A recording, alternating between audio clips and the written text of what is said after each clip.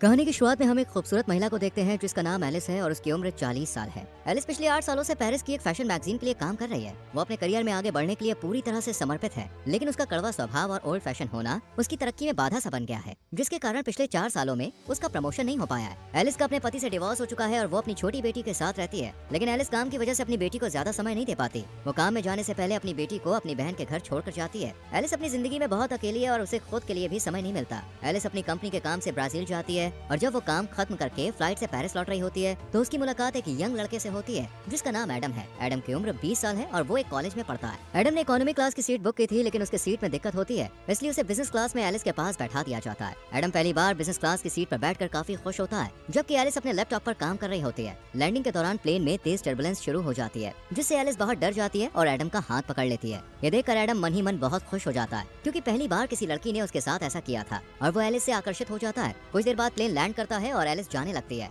Adam उससे बात करना चाहता है, मगर एलिस सिर्फ बाय बोलकर निकल जाती है। तभी एडम देखता है कि एलिस का पेन ड्राइव सीट के नीचे गिरा हुआ है। वो उसे लौटाने के लिए एयरपोर्ट के बाहर आता है, लेकिन तब तक बहुत देर हो जाती है। एलिस अपनी बहन की कार में बैठकर निकल जाती है और एडम बस उसे जाता हुआ देखता रह जाता है। रास्ते में एलिस की बहन उसे एक लड़के के बारे में बताती है जो एक डॉक्टर है और कहती है कि उसे उससे मिलना चाहिए, पर एलिस शादी नहीं करना चाहती, इसलिए वो मना कर देती है। इस पर उसकी बहन नाराज हो जाती है। वो चाहती है कि एलिस किसी अच्छे लड़के से शादी करके एक नई जिंदगी की शुरुआत करे। इसके बाद एलिस ऑफिस जाती है, लेकिन ऑफिस में उसके कॉलीग्स को उसका रूखा व्यवहार पसंद नहीं होता और वो आपस में उसकी बुराई करते हैं। हालांकि ऑफिस में एलिस का एक मेल फ्रेंड है जो उसे हर चीज में सपोर्ट करता है। ऑफिस की एक स्टाफ मेंबर एलिस को बताती है कि एडम नाम के किसी लड़के का कॉल आया था, वो तुमसे बात करना चाहता है, लेकिन एलिस ये कहकर मना कर देती है कि वो किसी एडम को नहीं जानती है। फिर एलिस अपने बॉस के पास जाती है और प्रमोशन की बात करती है, पर वो कहता है तुम्हारे लिखे हुए आर्टिकल पुराने लगते हैं, लोगों को उनमें अब कोई दिलचस्पी नहीं है, तुम्हें कुछ नया और रोमांच लाना होगा। अगर ऐसे ही चलता रहा तो मुझे तुम्हें नौकरी से निकालना पड़ेगा। ये सुनकर एलिस आज देर रात तक ऑफिस में काम करती है और सोचती है कि वो कुछ नया और रोमांच कैसे ला सकती है। तभी उसके पास वही स्टाफ मेंबर का नोट मिलता है जिसमें लिखा होता है कि वो लड़का पेन ड्राइव की बात कर रहा था। एलिस को याद आता है कि उसने गलती से पेन ड्राइव प्लेन के अंदर गिरा दी थी। वो तुरंत एडम को कॉल करती है और कहती है कि तुम कहाँ हो, मुझे पेन ड्राइव चाहिए, वो बहुत जरूरी है। एडम उस समय अपने दोस्तों के साथ एक बार में होता है जहाँ वो एलिस को आने के लिए कहता है। जब एलिस बार के बाहर पहुँचती है तो एडम उसे अंदर ले जाता है और अपने दोस्तों से मिलवाता है। वहाँ एलिस के ऑफिस की 2 लड़कियां भी होती हैं जो एलिस को एडम के साथ देखकर हैरान हो जाती हैं। एलिस को पेन ड्राइव लेकर जल्दी निकलना होता है, इसलिए वो एडम से पेन ड्राइव मांगती है। इस पर एडम कहता है कि पेन ड्राइव मेरे घर पर है, इसलिए हमें वहाँ जाना होगा। वो दोनों बाहर आते हैं और एडम उसे अपने स्कूटर पर बैठने को कहता है। एलिस पहली बार स्कूटर पर बैठ रही होती है, इसलिए वो थोड़ा हिचकिचाती है। एडम उसे हेलमेट पहनने को देता है। जब एलिस उसे ठीक से पहन नहीं पाती तो एडम उसकी मदद करता है। तभी एलिस के ऑफिस की वही दोनों लड़कियां उन्हें एक ऐसे एंगल से देखती हैं जिससे लगता है कि जैसे वो दोनों किस कर रहे हैं। वो चुपके से उसकी फोटो क्लिक कर लेती है और उसे ऑनलाइन पोस्ट कर देती है। एडम एलिस को अपने घर लाता है जहाँ उसके डैड भी मौजूद होते हैं। एडम जानबूझकर पेन ड्राइव देने में देरी करता है ताकि वो एलिस से थोड़ी देर और बात कर सके, पर जब वो एलिस को पेन ड्राइव देता है और वो घर से निकलती है तो एडम कहता है कि क्या मैं तुम्हें स्कूटर से छोड़ दूं? इस पर एलिस कहती है मैं कैब से चली जाऊंगी। फिर एडम कहता है क्या हम कभी बाहर कॉफी पीने चल सकते हैं? इस पर एलिस कुछ नहीं कहती, मुस्कुराती है और थैंक यू कहकर चली जाती है। अगले दिन जब एलिस ऑफिस जाती है तो सब लोग उसे अजीब निगाहों से देख रहे होते हैं। एलिस कुछ समझ नहीं पाती, तभी उसकी एक कॉलीग उसे और एडम की फोटो दिखाते हुए कहती है कि तुम दोनों की ये फोटो किसी ने ऑनलाइन डाल दी है और सबको लग रहा है कि वो और एडम किस कर रहे थे। पर एलिस जानती है कि ये सिर्फ एक गलतफहमी है, ऐसा कुछ नहीं हुआ था। लेकिन उसका बॉस ये देखकर बहुत खुश होता है। वो कहता है मुझे तुम्हारा ये नया लुक बहुत पसंद आया। एलिस कहती है ऐसा कुछ नहीं है, पर बॉस कहता है हमें तो यही चाहिए। वो लड़का तुमसे उम्र में काफी छोटा है,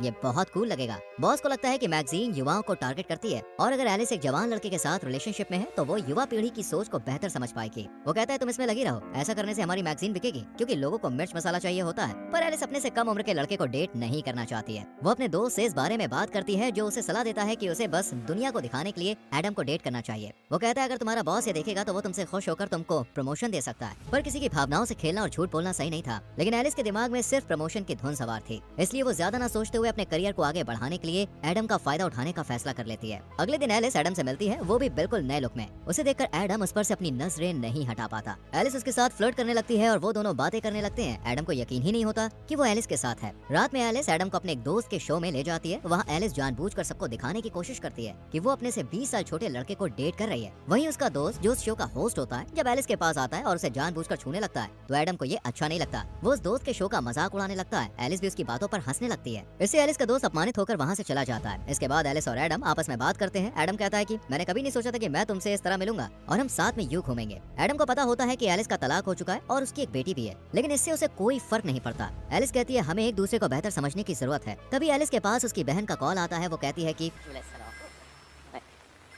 मैंने उस डॉक्टर को घर पर बुलाया है जिससे मैं तुम्हें मिलाना चाहती थी, इसलिए तुम जल्दी से घर आ जाओ। एलिस जाना नहीं चाहती, लेकिन बहन की बात की इज्जत करते हुए वो एडम से झूठ बोलती है कि मेरी बेटी की तबीयत खराब है, मुझे घर जाना होगा। ये सुनकर एडम भी थोड़ा परेशान हो जाता है। वो जल्दी से टैक्सी बुलाता है और एलिस को उसमें बैठा देता है। ये देखकर एलिस को लगता है कि एडम उसकी कितनी फिक्र करता है। घर पहुंचने पर एलिस अपनी बहन, जीजा जी और उस डॉक्टर के साथ डिनर करती है। एलिस ड्रिंक करके आई होती है, जिस वजह से वो नशे में डॉक्टर से उल्टे सीधे सवाल पूछने लगती है। इसमें डॉक्टर को बुरा लगता है और वो वहाँ से चला जाता है। यहाँ एलिस लगातार कोशिश कर रही होती है कि बॉस उसे खुश होकर उसे प्रमोशन दे दे, लेकिन ऐसा नहीं हो रहा था। इसलिए वो एडम को एक फैशन शो में लेकर जाती है जहाँ उनकी कंपनी की सीईओ और बॉस मौजूद होते हैं। जब शो के दौरान मॉडल्स रैंप वॉक कर रही होती हैं, तभी एक लड़की गिर जाती है। ये देखकर एडम तुरंत उसे उठाने के लिए आगे बढ़ता है। सीईओ को एडम का ये व्यवहार बहुत अच्छा लगता है। शो खत्म होने के बाद एडम और एलिस पार्टी में ड्रिंक करते हैं और डांस करने लगते हैं। डांस करते वक्त वो दोनों बहुत करीब आ जाते हैं, लेकिन कुछ होने से पहले ही एलिस देखती है कि कुछ लड़कियां उनकी तस्वीरें क्लिक कर रही है। ये देखकर एलिस तुरंत एडम का हाथ पकड़कर उसे बाहर ले आती है। एडम एलिस को अपनी स्कूटर में बैठाकर उसके घर तक छोड़ देता है। यहाँ एक ऐसा मोमेंट आता है जहाँ एडम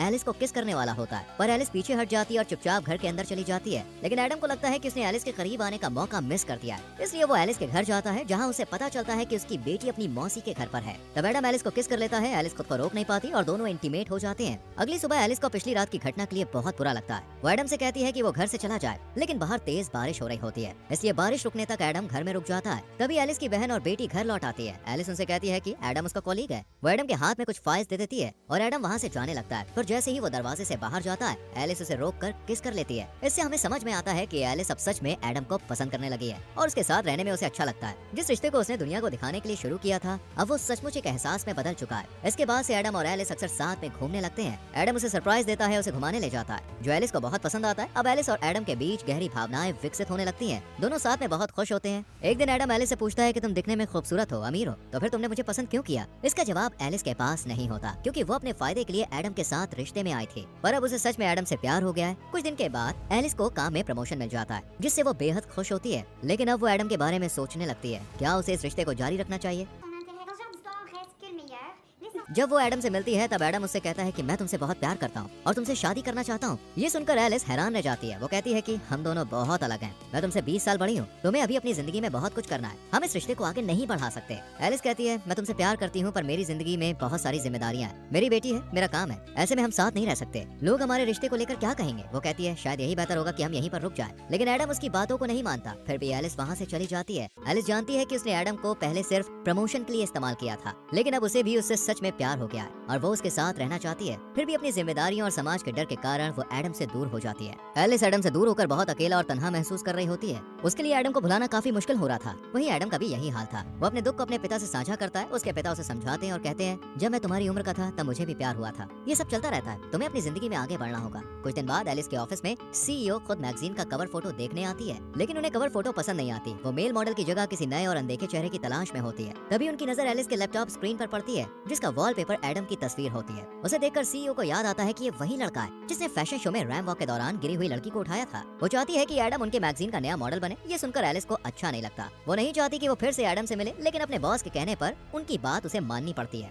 एलिस एडम को कॉल और मैसेज करती है और एडम एक टूटे हुए आशिक की तरह घर में बैठकर ड्रिंक कर रहा होता है। वो एलिस के कॉल और मैसेज का गुस्से में जवाब नहीं देता। तब एलिस खुद उसके घर जाती है और उसे अपने साथ बाहर लेकर आती है। एडम को लगता है कि अब एलिस फिर से उसके साथ रिश्ता शुरू करना चाहती है, लेकिन एलिस उसे बताती है कि तुम्हें मैगजीन के लिए मॉडल बनना होगा, तुम्हें खूबसूरत लड़कियों के साथ काम करने का मौका मिलेगा और इसके लिए तुम्हें पैसे भी मिलेंगे। ये सुनकर एडम गुस्से में आ जाता है। उसे समझ में आ जाता है कि एलिस अपने काम के लिए उसके पास आई है। वो कहता है, मैं तुमसे मिलना नहीं चाहता, अच्छा होगा हम कभी ना मिलें, और वो गुस्से में वहाँ से चला जाता है। जिस दिन एडम का फोटो शूट होना होता है, सभी एडम के आने का इंतजार कर रहे होते हैं। एलिस को डर लगता है कि अगर एडम नहीं आया तो उसे नौकरी से निकाल दिया जाएगा। तभी एडम वहाँ पे आ जाता है, क्योंकि वो अभी एलिस से प्यार करता है। उसे मेकअप रूम में ले जाया जाता है, जहाँ उसका लुक तैयार किया जा रहा होता है। तभी उसके पास एलिस का दोस्त आता है और एडम से माफी मांगता है। वो कहता है कि मैंने ही एलिस को सलाह दी थी कि वो तुम्हारे साथ झूठा रिश्ता बनाए ताकि उसे प्रमोशन मिल सके। ये सुनकर एडम को बहुत दुख होता है कि एलिस का प्यार एक नाटक था। वो बाहर आता है और सबके सामने एलिस को किस कर लेता है। फिर एडम अपना फोटो शूट करवाता है, लेकिन ये सब उसके लिए नया अनुभव होता है। वो अच्छे से पोज नहीं दे पा रहा होता है और फोटोग्राफर को बार बार उसे निर्देश देने पड़ते हैं, जिससे एडम चिढ़ जाता है और वहाँ से जाने लगता है। तभी एलिस उसे समझाने के लिए आती है, पर एडम उस पर गुस्सा करता है और कहता है, मैंने तुमसे दिल से प्यार किया और तुमने अपने फायदे के लिए मेरा इस्तेमाल किया। फिर एडम दुखी होकर वहाँ से चला जाता है, जिससे एलिस को भी बहुत बुरा लगता है। उसका बॉस भी उसे नौकरी से निकाल देता है। अब वो पूरी तरह से अकेली पड़ जाती है। वो एडम को भूल नहीं पा रही होती है और उसकी यादें उसे हर पल सताती रहती है। एलिस को एहसास होता है कि उसके लिए करियर से ज्यादा जरूरी वो इंसान है जिससे वो प्यार करती है। Déjà parce qu'il en a aucune idée, et puis c'est un petit peu le concept. इसलिए एलिस एडम के कॉलेज जाती है और सबके सामने कहती है, मैंने अपने भविष्य को लेकर सोचना छोड़ दिया है और मुझे फर्क नहीं पड़ता कि समाज हमारे बारे में सोचेगा। अब मैं सिर्फ तुम्हें चाहती हूँ, मैं तुमसे प्यार करती हूँ और तुम्हारे साथ रहना चाहती हूँ। वो एडम से माफी मांगती है। एडम उससे अब भी प्यार करता है। वो उसे किस कर लेता है और माफ कर देता है। इसके बाद से दोनों साथ में हंसी खुशी रहने लगते हैं और इसी के साथ मूवी खत्म हो जाती है। दोस्तों, अगर आपका परिवार और समाज आपके रिश्ते के खिलाफ हो जाए तो क्या आप अपना प्यार निभा पाएंगे? इस पर अपनी राय कमेंट सेक्शन में जरूर दें। वीडियो को लाइक और शेयर करें और चैनल को सब्सक्राइब करके बेल आइकॉन प्रेस करें। मिलते हैं अगली वीडियो में। Till then, bye bye.